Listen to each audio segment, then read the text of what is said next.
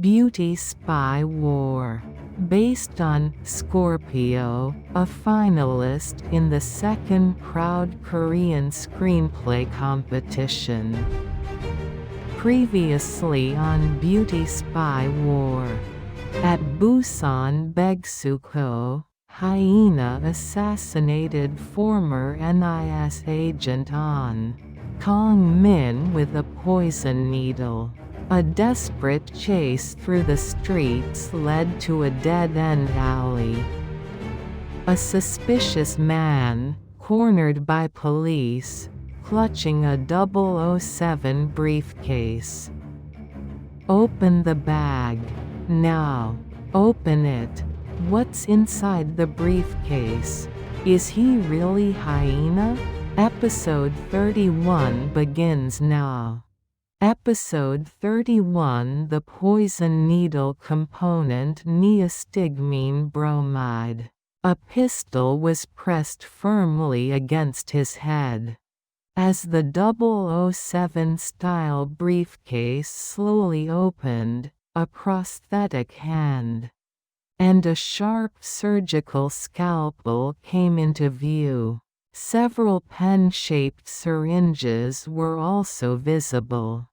The police officer's eyes widened in shock. "You bastard, don't you dare glare at me. Why? What did I do wrong? Why? Don't play dumb with me. This is poison, isn't it? I have no idea what you're talking about. Don't give me that crap. You're dead today. Take this son of a bitch away. And don't forget to read him his Miranda rights. You are under arrest for violation of the medical law. You have the right to remain silent. The right to an attorney, and anything you say can and will be used against you." Hyundai Police Station. The station was in chaos due to the assassination at Busan BEXCO. Crowded with NFS agents and investigators. Inside the Hyundai police station as the sun slowly set. Arguments broke out between suspects and officers. Across desks and computer screens. People with busted lips and bruised faces, every kind of human being imaginable were shouting and crying as they were interrogated. A detective sergeant walked into the interrogation room, holding the pen-shaped needle. "This is a poison needle, isn't it? Yes or no?" "I told you, it isn't." "Then why the hell did you run earlier? Huh? You want to die, you bastard?" The suspect smirked coolly, as if mocking the situation. The sergeant, irritated by the attitude, snapped. Smack. He slapped the suspect on the head with an interrogation file. "Are you a spy? Yes or no? Spit it out. Maybe we should send you straight to National Security Investigation. Is this how democratic police treat citizens? You're supposed to protect us. What the hell are you saying? You're treating an innocent man like a criminal." The detective raised his hand as if to strike him. "Human rights? Does human rights put food on the table? You carry around an assassination needle and talk about rights? For people like you, there's no such thing." The suspect wasn't easily intimidated. Spies? In this day and age? Look at the way this punk talks. We've got clear evidence right here. It's not a poison needle. Not a poison needle? No. Then what the hell is it? I'd test it on you if I could. I told you it's not. The detective slammed the file against his head again. Keep running your mouth, and I'll make you piss blood. Piss blood? Screw you. The suspect sighed deeply. What's your resident ID number? He laughed sarcastically. Answer me. I won't ask again. You're gonna hit me again, aren't you? Fine. Fine. 631-208-1736-015. He rattled off a number casually. The officer typed it into the terminal. You think this is a joke? The detective grabbed him by the collar. That number doesn't even exist, you bastard. Hey, is the Apiciu fingerprint system still down? Of course it is. Always breaks when we need it. Then we'll do it the old-fashioned way. Give me your hand. The sergeant yanked the suspect's left hand, and examined each finger under a bright light, reciting the fingerprint classification codes from memory. He called them out one by one. 4, 8, 3, 2, 6, 3. He read off the codes for the thumb, index, middle, ring, and little fingers. Training from Police Academy kicked in rough fingerprint categorization. Could still identify someone in emergencies. Over the phone, another officer responded. Hold on. Name Park Sang-pal. Address Gongju, South Chungcheong Province. Wanted for violation of the medical law. Park Sang-pal. That's you, isn't it? Yes, that's me. Science sure has come a long way. Suddenly cooperative, Park straightened up. The officer on the phone shouted angrily. Park Sang-pal, you son of a bitch. Wasting our time like this. Startled, Park leaned forward apologetically. Well, you see, officer, this device is for, certain purposes in certain situations. What the hell are you babbling about? It's for satisfying women. For us men. You know how modern women are. Either you make big money or you've got to be strong in other ways. Park exaggerated his explanation. The sergeant clapped sarcastically. Well, good for you. Working so hard for the men of this nation. So you're telling me this is some kind of new injection device? Like Viagra? Exactly. Made in China? Some are, but I'm patriotic. I only sell pure Korean products. Should I be praising you for that? Park grinned and whispered to another officer. Hey, officer, since we're on the subject, want one for yourself? What, you little punk? I'm still going strong. Don't need that crap. He glared fiercely, then softened his tone. How much is it? Is it reliable? Ha ha, big talk earlier. Well, you see. Forget it. I was just kidding. Busan National Forensic Service Autopsy Examination Room. Inside the autopsy room of the National Forensic Service in Busan, forensic staff were carefully examining the body of Ahn Kang-min, who had been murdered at BEXCO. Dr. Go Eun-hee had also come down from the Seoul NFS office. Her neat hairstyle and the distinctive yellow jade hairpin stood out.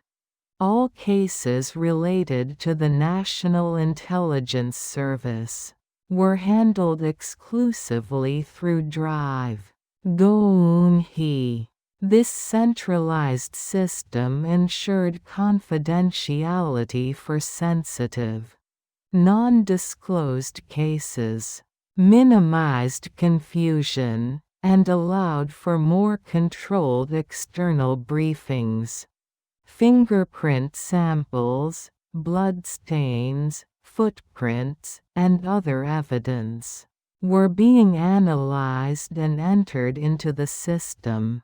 Technicians turned the body from side to side, taking photographs from every angle. Various chemical reagents were used for on-site tests. The medical examiner focused closely on the victim's neck area. Unlike a typical violent assault, the wound was relatively clean and precise. With a marker pen, he carefully circled the tiny puncture mark left by the needle. As soon as Dae-bom and Jun Tae arrived, they examined Ahn Kang-min's body themselves. So the poison needle component has been identified? Yes. The substance used in the needle has been determined to be neostigmine bromide. Isn't that a chemical commonly used in assassinations? It is an extremely lethal toxin to the human body. After confirming the condition of Ahn Kang-min's body once more, Dae-bom and Juntae hurried back to Seoul. National Intelligence Service small conference room. Director Cho sat at the table with a rigid, hardened expression. On the desk in front of him, he rolled a small vial of poison back and forth with his fingers. The label read in English Neostigmine Bromide. Beside him sat Dr. Go from the National Forensic Service, wearing her black horn-rimmed glasses, along with several agents engaged in discussion. Just then, Dae-bom and Juntae entered the conference room. Dr. Go nodded briefly in greeting and was about to begin her explanation, when Dae-bom spoke first. What exactly was the toxin identified in the needle? It has been confirmed to be the same substance as neostigmine bromide. So according to the forensic analysis, the poison used in the assassination of Chairman Ahn Kang-min matches the kind of toxin typically used by spies in assassinations or terrorist operations. At this stage, that is a reasonable assumption. Yes, if it's a poison needle compound, we can almost certainly regard this as the work of an operative. Director Cho, who had been watching the exchange with narrowed, suspicious eyes, turned toward Juntae. Team Leader Yoon, that kind of substance isn't something you can easily purchase on the open market, is it? Director, before we go further, please take a look at this screen. On the screen appeared a model of a poison dart gun, followed by footage of a test being conducted against a wooden target. The dart flew with perfect accuracy, striking the target dead center without the slightest deviation. Juntae pointed at the video with a laser pointer. The poison used this time appears to have been deployed by a long-established sleeper agent. And what's your basis for that judgment? Since the capture of armed infiltrator Kim Dong-sik in Buyo, South Chungcheong Province in October 1995, North Korea has largely shifted its assassination methods from poison needles to poison dart guns. The poison needle may be an old technique, but it's still widely used in the spy world. So you're saying the trend has shifted toward dart guns instead? How powerful are those weapons? Yes, sir. Let me show you a test video demonstrating their effectiveness. As you can see, from a distance of 3 meters, the dart easily penetrates a 7 mm thick wooden board. It's a top-grade assassination weapon. Penetrating a wooden board? That makes it an extremely dangerous tool. Exactly. Which is why the fact that the killer chose a poison needle instead suggests he may be a sleeper agent who infiltrated the South many years ago. So we could be dealing with a very old generation operative? That is one possibility. Another is that he could be what we call a lost agent, someone whose line of communication with the North has been severed. A lost agent? Yes. Someone who infiltrated long ago but, due to various circumstances, lost contact with their handlers. You're basing that conclusion solely on the use of a poison needle? Even in the West, poison needles are still used quite effectively. We shouldn't rule out other possibilities. Understood. Still, our current hypothesis is that this may be a disconnected sleeper agent who, unable to obtain newer poison dart equipment, resorted to older methods. That's certainly a plausible scenario. But remember, always keep every possibility open. At that point, Daebom brought out an actual poison dart gun, recovered from the Kim Dong-sik case, and began to explain. This is the real dart gun used by Kim Dong-sik in the past. This is the actual device? Yes, sir. Outwardly it looks like nothing more than an ordinary fountain pen. But inside it contains a detonator, propellant, and a dart loaded with poison optimized for targeted assassination. I remember how much trouble we had tracking Kim Dong-sik back then. And the operating principle? If you twist it once or twice, like this, and push here, the charge detonates and disperses a toxin called Neostigmine Bromide. which is roughly 5 times more lethal than cyanide. With a direct needle, if the target resists, it's hard to strike accurately. But with a dart gun, you can simply aim at the torso and fire far more convenient and precise. Yes. In terms of practicality, it's a significant improvement. Enemy weapons have evolved a lot.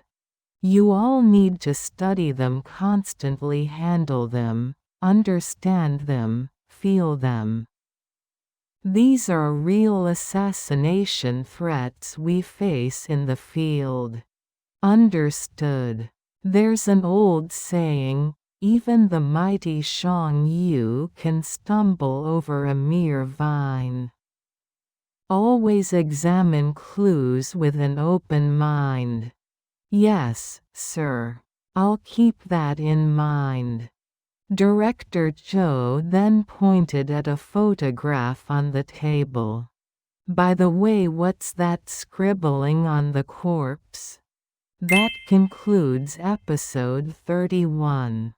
The briefcase contained a prosthetic hand, a surgical knife, and pen-shaped syringes. But the suspect wasn't Hyena, he was Park Sang-pal, an illegal medical equipment dealer. Wanted for violating medical law. Meanwhile, forensic analysis identified the poison used to kill Ahn Kang-min, Neostigmine Bromide, a lethal toxin used by spies for assassinations. So where is the real Hyena? Who's the next target? Beauty Spy War is based on Scorpio, a finalist in the second Proud Korean Screenplay competition. If you enjoyed this episode, please subscribe and like. Thank you for listening.